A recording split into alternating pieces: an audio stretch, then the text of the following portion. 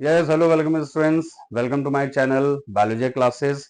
बच्चों, आज मेरे पास एक क्वेरी आई थी, तो उसी के रिगार्डिंग आज मैं वो टॉपिक आप लोग को बताने जा रहा हूँ।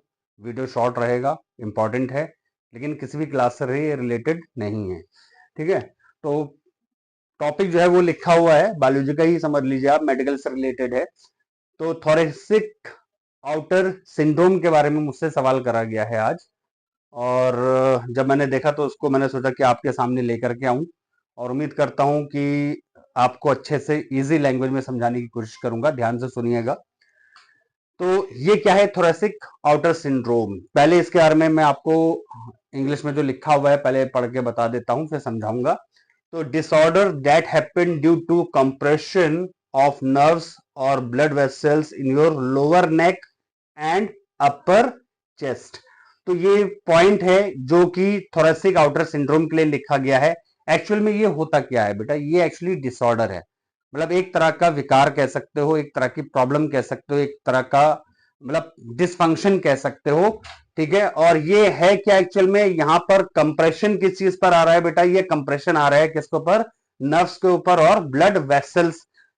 कहा? लोअर नेक और अपर चेस्ट, यानी कि जो आपका जो लोअर नेक का जो एरिया आप देख रहे हो, ये वाला हिस्सा, ये वाला, और आपका जो ये अपर चेस्ट का ये वाला हिस्सा जो देख रहे हो, यानी कहीं ना कहीं कॉलर बोन का इन्वॉल्वमेंट इसके अंदर देखा जाता है।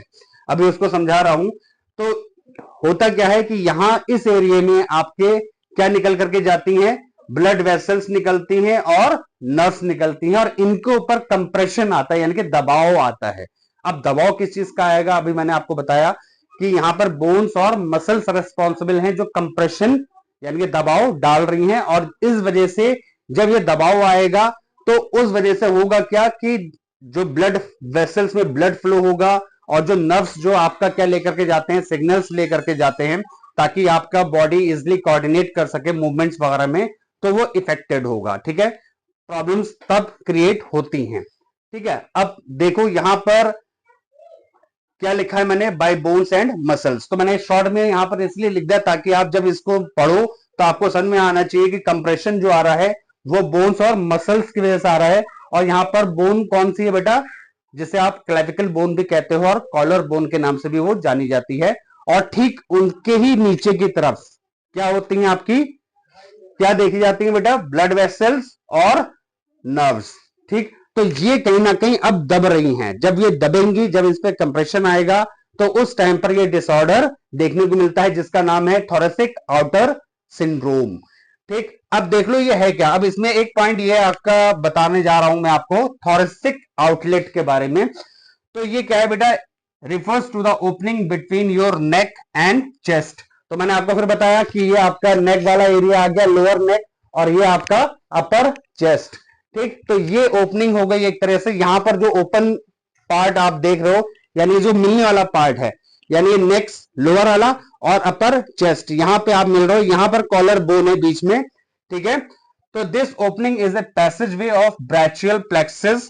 यानी ब्रैचियल प्लेक्सस क्या है बेटा? ये आपकी वो नर्व्स हो गई जो क्रॉस यानी कि जाती है कहां? नेक से लेकर के आर्मपिट तक, यानी कि ये आपकी नेक है और आर्मपिट आपकी कहां है? ये आ गई दिस वन नीचे। ठीक, ये आप आर्मपिट देख रहे हो।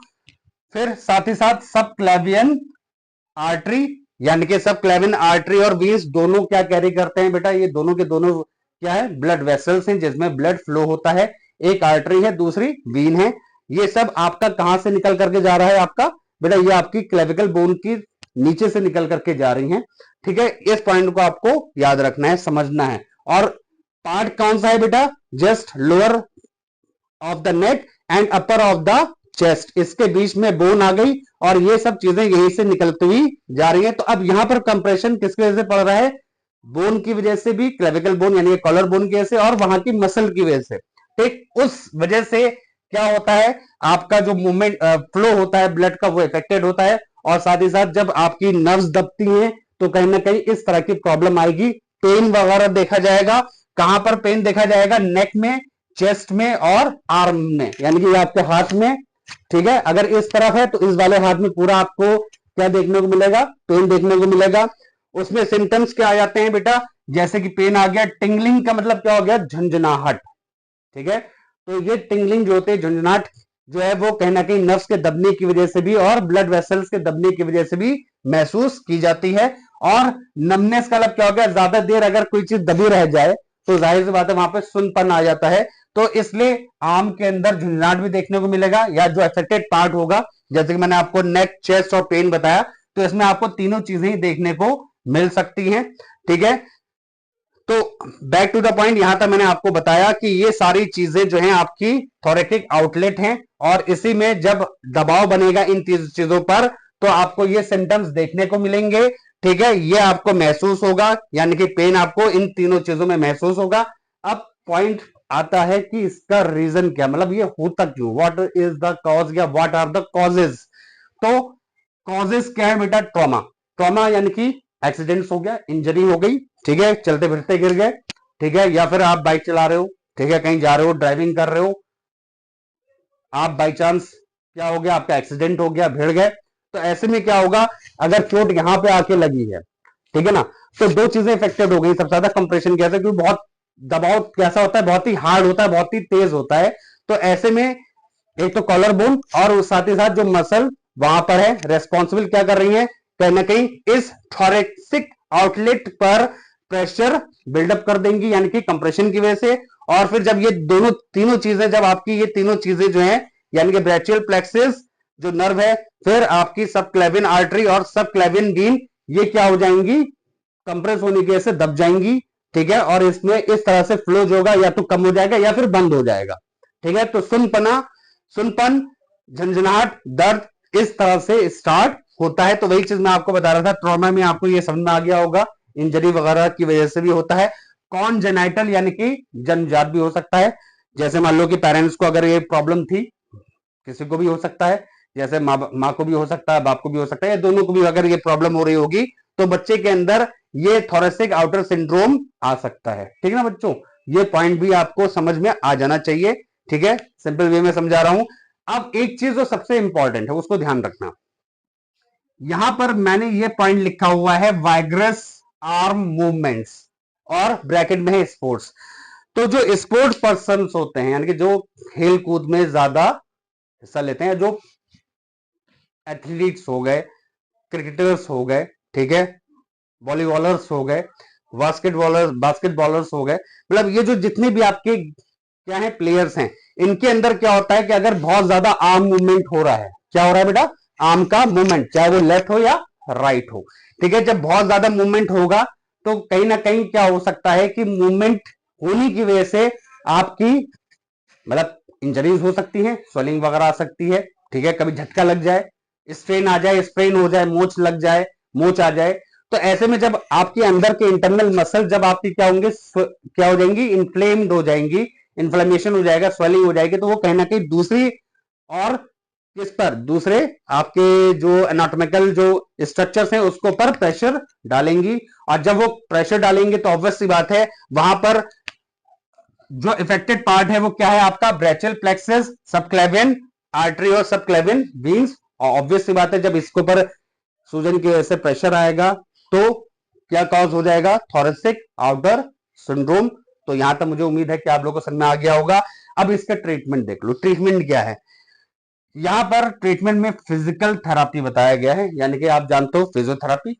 फिजिकल थेरापी का मतलब ही वही हो गया कि हम क्या होता है कि फर्स्ट स्टेप में, इनिशियल वे में, हम सबसे पहले अगर हमें ये चीज प्रॉब्लम हो रही है, लेफ्ट हो या राइट हो, तो हम नॉर्मली क्या सजेस्ट करते हैं भाई पेशेंट को, डॉक्टर क्या सजेस्ट करेगा कि आपको जो है जाकर के फिजियोथेरापी करा लेनी चाहिए। ठीक है, तो फिजियोथेरापी जो है हम प्राइमरी ट्रीटमेंट के तौर पे देखते हैं। साथ ही साथ अगर लगा कि हाँ भाई जो प्रॉब्लम है वो ज्यादा क्रिटिकल है, ठीक है, मतलब बहुत सीवियर नहीं है, क्रिटिकल है, हम मेडिसिन से उसको क्या कर सकते हैं, कंट्रोल कर सकते हैं। तो फिजियोथेरापी के साथ साथ हमने मेडिसिन भी चला दी, pain killers, anti inflammatory drugs, ठीक है, तो ये हम दे देते हैं। और अगर मान लो कि इनसे भी, इन दोनों चीजों से भी फायदा नहीं हो रहा, तो ऐसे में फिर क्या दिया जाएगा, फिर हमारे पास लास्ट ऑप्शन बचता है सर्जरी, यानी कि आपको फिर सर्जरी के लिए जाना पड़ेगा, आपको ऑपरेशन कराना पड़ सकता है कंधे का। ज्यादातर आप लोग ने क्रिकेटर्स को देखा होगा कि कंधे की सर्जरी हो रही है जी।